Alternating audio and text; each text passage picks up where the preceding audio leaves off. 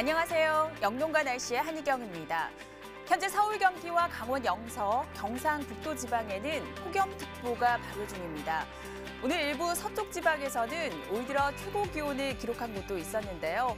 이번 더위는 내일까지입니다. 내일부터는 장마 전선이 북상하면서 전국에 첫 장맛비가 내리겠습니다. 일단 새벽에 제주도 지방을 시작으로 오전에는 남부지방, 밤에는 중부지방까지 비가 확대가 되겠는데요. 이번 비는 모레 오전까지 이어지겠습니다. 특히 제주도와 지리산 부근을 중심으로 강한 비가 집중이 되면서 20에서 60, 많은 곳은 80mm가 넘겠고 그 밖의 지방에도 10에서 40mm의 적지 않은 비가 내리겠습니다. 비가 내리는 동안은 천둥, 번개와 함께 돌풍이 부는 등 상당히 궂은 날씨를 보이겠고요.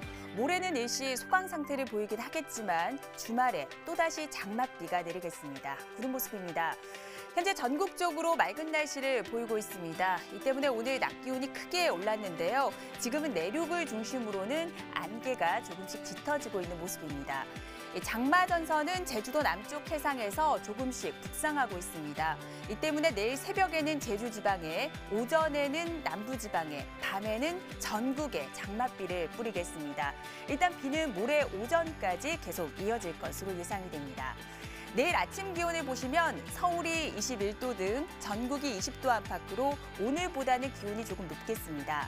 한낮의 기온은 서울이 32도, 춘천이 33도 등 중부와 경북 지방은 내일까지 오늘만큼 더운 날씨가 이어지겠지만 비가 먼저 시작되는 남부 지방은 오늘보다는 기온이 낮겠습니다. 자세한 해상 날씨 보시겠습니다. 내일은 제주도 남쪽 지방을 중심으로 물결이 점차 높아지겠고요. 해상에도 강한 바람이 부는 곳이 많겠습니다. 날씨 정보였습니다.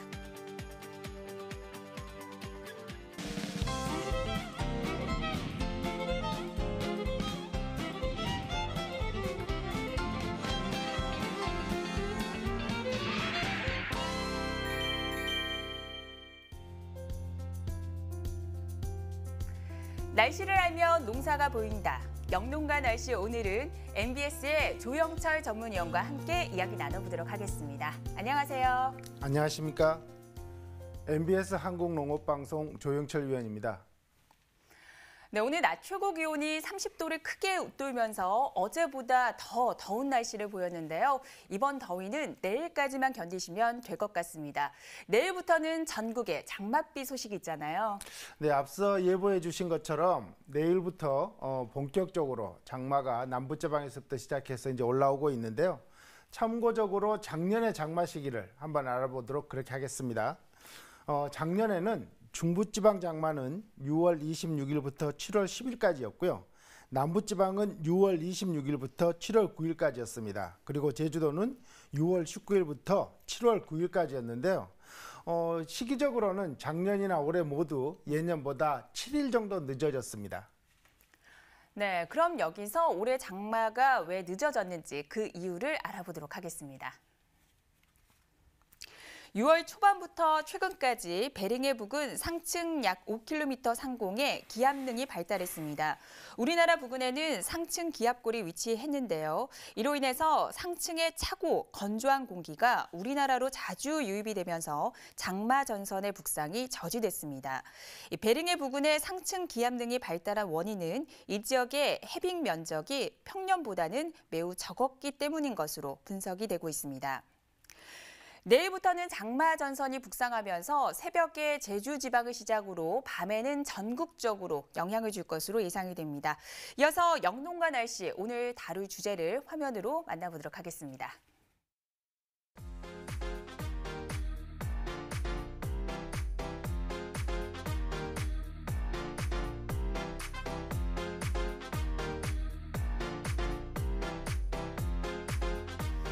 네, 내일부터는 본격적인 장마가 시작이 됩니다. 작년 이맘때는 집중호우와 강풍으로 인한 피해가 상당히 많았잖아요. 그렇습니다. 작년에 집중호우와 강풍으로 인해서 농작물뿐만 아니라 농업시설물이 받은 피해 면적은 46,083헥타인데요. 이것은 2017년에 피해를 받은 4,764헥타의 약 9.8배나 되는 것으로 집계됐습니다. 네, 무엇보다 이에 대한 대비가 필요할 것 같은데요. 장마철 대비 어떻게 해야 되는지 알려주시죠. 네, 이제 무엇보다도 벼가 이제 중요한데요. 네. 벼와 논의 경우에는 농수로에 발생한 잡초를 제거해서 물 흐름을 좋게 해줘야 되고요. 또 논두렁이 무너지지 않도록 물길을 별도로 만들어서 사전에 정비를 해주시는 것이 필요합니다. 논두렁에 물길을 만들 때에는요, 물살에 흙이 쓸려가지 않고 무너지지 않도록 비닐로 논두렁 땅 표면을 덮어주셔야 하고요. 또 계속해서 논물을 관리할 수 있는 계량형 물고 등을 설치하는 것이 효율적입니다. 그리고 또 상간지의 계단식 논에서는 여러 곳에 물길을 크게 만들어줌으로써 침수 피해를 예방해야 합니다. 네, 아무래도 논농사는 물 빠짐이 원활하지 않기 때문에 그 피해가 더 클 것 같은데요. 만약에 집중호우로 벼가 물에 잠기게 되면 어떤 증상이 나타납니까? 그렇습니다. 그런 일이 없어야 되겠지만요. 침수가 되면 그 피해가 크지 않으면 사실 위쪽에 있는 잎만 죽게 되는 피해를 받지만 침수 피해가 클 경우에는 줄기까지도 죽을 수가 있고요. 만약에 벼가 이제 어린 이삭이 생기는 시기에 물에 이렇게 침수 피해를 받게 되면 이삭이 죽을 뿐만 아니라 꽃이 퇴화해서 열매가 맺히지 않아서 수확이 줄 수 있습니다. 그렇군요. 그렇다면 이에 대한 대처법 어떤 것들이 있을까요? 네, 일단 논에 물이 들어와서 침수가 되면요. 벼 잎 끝이 조금이라도 물 밖으로 나올 수 있도록 물을 빨리 빼주셔서 호흡을 할 수 있도록 해줘야 하고요. 또 물이 빠진 뒤에는 물을 빨리 빼줌으로써 이렇게 흙 앙금을 다 씻어주고 또 하나는 물을 자주 걸러대서 맑은 새물이 들어감으로써 산소가 뿌리에 공급돼서 뿌리의 활력을 살려주셔야 합니다. 네, 밭작물 역시 노지에서 재배되는 경우가 많기 때문에 피해는 더 심할 것 같은데 어떻습니까? 그렇습니다. 밭작물이나 원예작물도 강풍에 쓰러질 수 있고 또 집중호우로 인해서 거듭, 즉 표토, 영양가 있는 흙이 쓸려갈 수 있는 피해가 있기 때문에 이에 대한 대비가 필요합니다. 밭작물의 경우에는 물 빠짐이 좋도록 일항을 높여주셔야 하고요. 또 줄 받침대를 설치해서 강풍에 의해서 작물의 쓰러짐을 예방하셔야 합니다. 또 비로 거득이 쓸겨 내려가서 작물의 뿌리가 땅 위로 나왔을 경우에는 신속하게 흙을 덮어주고 작물을 바로 세워주는 것이 좋습니다. 네, 노지 재배는 아무래도 날씨의 영향을 그대로 받기 때문에 더욱더 대비가 필요할 것 같습니다. 그렇다면 과수는 강풍과 폭우에 대한 피해 어떻습니까? 네, 과수는 이제 강풍에 있어서 떨어질 수도 있겠지만요. 폭우가 오게 되면 양분과 수분의 흡수가 많아져서 자, 과수가 부풀어 오르게 되고 네. 터지게 되는데요. 이걸 열과 현상이라고 합니다. 그렇기 때문에 평소에 물 관리를 잘해서 주기적으로 물을 주셔야 하는데요. 토양 유실의 우려 지역이 있는 그런 과수원의 경우에는 지피나 비닐 등으로 덮어주셔야 하고 저지대 침수가 우려되는 지역은 제방을 정비하고 보수를 해주는 것이 필요합니다. 또 도로에 접해서 배수로가 약 100m 이상이 되면 빗물이 범람하기 쉽기 때문에 적당한 간격으로 배수구를 또 집수구를 설치해서 범람을 막아줘야 합니다. 네, 이렇게 대비를 했지만 어쩔 수 없이 강풍과 폭우에 대한 피해를 과수원이 받았을 때는 어떻게 대처를 해야 할까요? 네, 이제 강풍과 폭우로 인해서 이 피만이 떨어지거나 뿌리가 노출될 수가 있는데요. 이럴 때는 과실을 적당하게 솎아줘서 수세를 유지할 수 있는데 중점적으로 관리를 해주셔야 하고요. 또 다습한 환경이 만들어지게 되면 갈색 무늬병이나 검은별 무늬병과 같은 이런 병해충에 노출되기 쉽기 때문에 보호 효과가 있고 치료 효과가 높은 살균제를 선정해서 미리 살포함으로써 예방 조치를 해주셔야 합니다. 네. 주의사항을 꼭 기억하셔서 큰 피해 없도록 대비를 잘 하셔야겠습니다. 그럼 여기서 쌀 주산지죠. 전라남도 해남의 황산면, 산이면, 계곡면의 내일 날씨와 함께 주간 날씨까지 확인해 보도록 하겠습니다.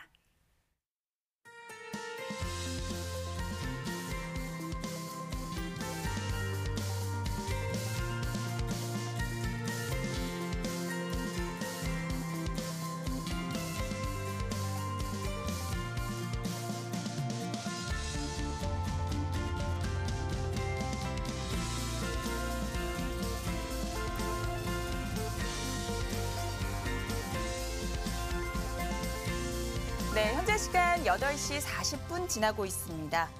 오늘은 장마철 대비법에 대해서 알아보고 있는데요. 아무래도 장마철에는 습도가 높아지기 때문에 병해충에 노출될 가능성이 상당히 높아 보입니다. 그렇습니다. 저희들이 반복적으로 말씀드린 것처럼요. 대부분의 병해충은 고온 다습한 환경을 좋아하는데요.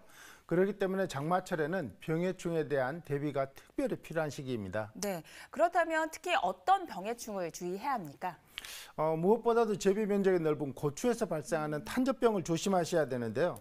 탄저병이 무서운 이유는 탄저병균이 빗물에 의해서 옆에 있는 식물체로 감염되고 전염되기 때문인데요. 여기서 고추의 탄저병을 좀 더 자세히 설명드리면요. 고추의 탄저병은 감염되게 되면 잎에 청록색의 바늘 모양의 수침상에 부정형 병반이 생기면서 물러져서 썩게 됩니다. 또 줄기와 가실에는 진한 녹색의 수침상에 작은 반점이 생겨서 점차 주위로 확대되면서 움푹한 병반인 동그란 무늬, 즉 윤문상의 병반이 되고요. 이 동그란 윤문상 주위에는 흑색의 소립이 생기거나 황색의 점액물질이 나오기도 합니다. 네. 앞서 탄저병이 빗물에 의해서 전파가 된다고 말씀해 주셨는데요. 어떤 경로로 이렇게 전파가 되는지 설명해 주세요. 네, 탄저병은요, 99%가 빗물이 오게 되면 튀어서 수직으로, 즉 높이는 60cm까지 올라가서 감염이 가능하고요. 수평으로도 30cm까지는 이동하면서 감염이 가능해서 이런 막대한 피해를 주는 병입니다. 그렇군요. 정말 장마철에 특히 주의를 해야 할 것 같은데요. 그렇다면 탄저병의 방제법 어떻게 됩니까? 네, 이렇게 골치 아픈 탄저병의 방제법으로는요. 먼저 한 개의 과실에 탄저병균의 전염병균은 거의 수천만 개 이상 들어있다고 보셔야 하는데요. 그렇기 때문에 병든 과실이 발견되면 즉시 그것을 제거하는 것이 무엇보다 중요합니다. 또 비가 온 직후에는 전용 약물 약제를 살포하되 최소한 5일 간격을 두고 살포를 해주는 것을 유지해 주셔야 하고요. 반대로 비가 적을 경우에는 10일 정도의 간격을 두고 살균제를 살포해 주는 것이 효과적입니다. 네, 그럼 여기서 내일과 모레 사이에 어느 지역에서 탄저병을 주의해야 하는지 살펴보도록 하겠습니다.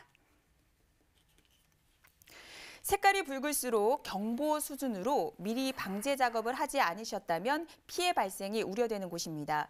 26일 내일은 대부분 지역에서 안전한 상태지만 27일 남부 지역은 대부분 경보 단계에 있고요. 그 외에도 주의와 예보 단계에 있습니다. 이렇게 고추 탄저병 예보를 살펴봤더니 많은 비가 예상이 되는 남부지방에서는 주의가 필요한 상황입니다. 위원님, 최근에는 논에서 콩을 재배하는 농가가 많아지고 있는데요. 이 농콩 같은 경우는 습해에 더 취약하다면서요? 그렇습니다. 말씀하신 농콩의 경우에는 6월부터 7월 사이가 이 생육 초기인데요.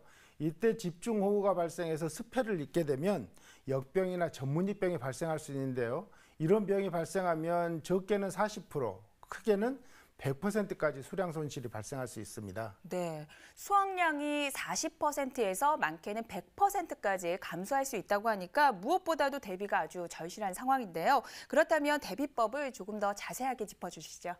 네, 농콩의 습해가 발생했을 때 역시 발생할 수 있는 역병의 경우에는요. 사실 아직까지 등록된 치료약이 없는 병입니다. 그렇기 때문에 일단 발생하게 되면 방제가 어렵기 때문에 발병된 식물체가 발견되는 즉시 이 식물체를 제거해 줘야 하고요. 또 습해를 줄이기 위해서 배수로를 통해서 고인물을 빼줘야 합니다. 또 콩잎에 주로 발생하는 전문이병의 경우에는 발생 초기에 등록된 작물보호제를 살포해서 병이 더 이상 확산되는 것을 방지하는 것이 효과적입니다. 네, 발생 즉시 빠른 대처가 아주 필요할 것 같습니다.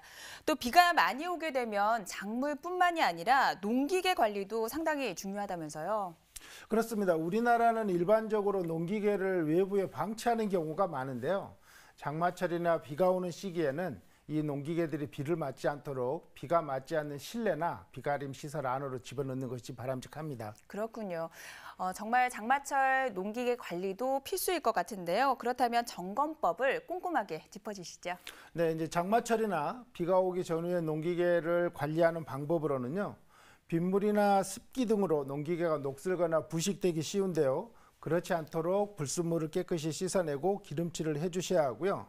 또 구리스를 주입이 필요한 곳이 있는데요. 그런 곳은 그리스를 충분히 주입해주고 또 각종 클러치나 벨트는 풀림 상태로 조작을 해주는 것이 안전합니다. 또 연료 보관 용기는 빗물이나 습기 등이 들어가지 않도록 잘 보관해 주셔야 합니다.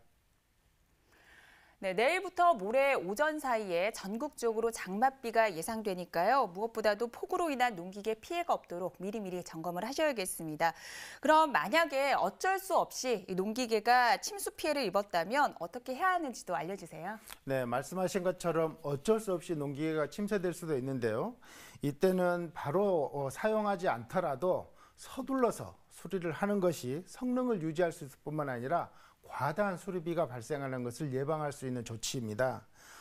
먼저 침수된 농기계는요, 기종에 상관없이 절대로 시동을 거시면 안 됩니다. 그리고 그 상태 그대로 두고 침수된 농기계를 깨끗한 물로 씻은 후에 물기가 다 마르게 하고 그 후에는 기름칠을 해주셔야 하고요. 각종 필터나 엔진 또는 기어 오일 등은 또 윤활유를 포함해서요, 연료까지 모두 빼내고 새 것으로 교체해 주는 것이 바람직합니다. 끝으로 이제 엔진 속에 흙탕물이나 이물질이 들어가는 경우가 있을 수 있는데요. 이때는 섣불리 분해하지 마시고 전문 농기계 기술자를 불러서 도움을 받아서 엔진을 정비하는 것이 바람직합니다. 그렇군요. 이 농기계 관리와 정비 요령에 대한 자세한 내용은 농업기술 홈페이지죠. 농사로에서 제공하고 있으니까요. 꼭 참고하시면 좋을 것 같습니다. 이어서 고추 주산지인 경상북도 안동시 와룡면, 북후면, 녹전면의 내일 날씨와 함께 주간 날씨까지 확인해 보도록 하겠습니다.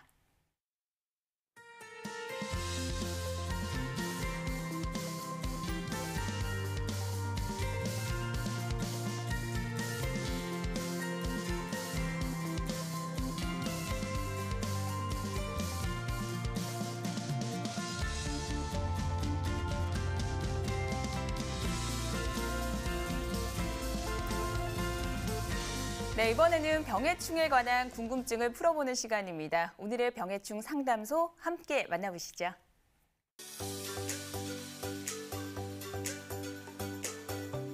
충청남도 예산군 고덕면의 참외 농가에서 의뢰한 내용입니다. 참외의 잎이 노랗게 변하고 벌레가 돌아다니고 있습니다. 이 증상의 병명과 방제법을 알려주세요.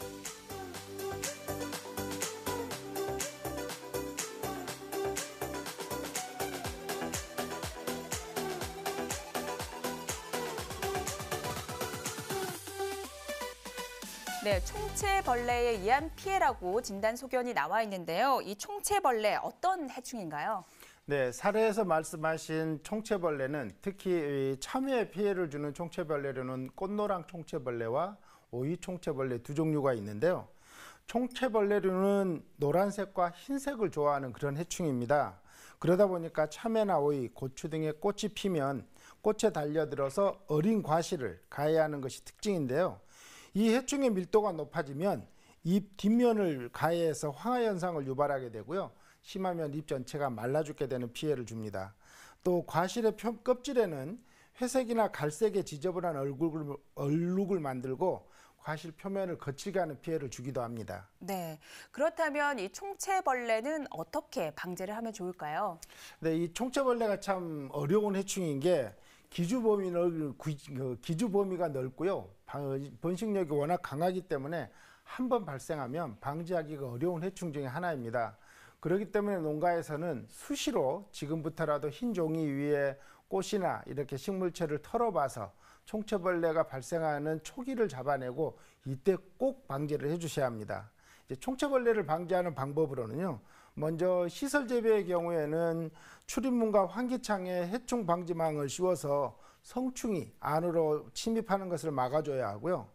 잎 조직의 안쪽이나 땅속에 있는 번데기까지 박멸하기 위해서는 적용 약제를 7일 간격으로 3번 이상 연속 살포해 주는 것이 효과적입니다. 그리고 총체벌레는 약제 저항성이 쉽게 생기는 그런 해충이기 때문에 한 가지 약제를 집중적으로 쓰지 마시고 약제를 계획적으로 바뀌어서 살포함으로써 효과를 높이는 것이 필요하기 때문에 참고하셔야 합니다. 네, 이렇게 병해충 방제법까지 알아봤습니다. 그럼 오늘 방송 내용을 한 번 더 정리해 보도록 하겠습니다.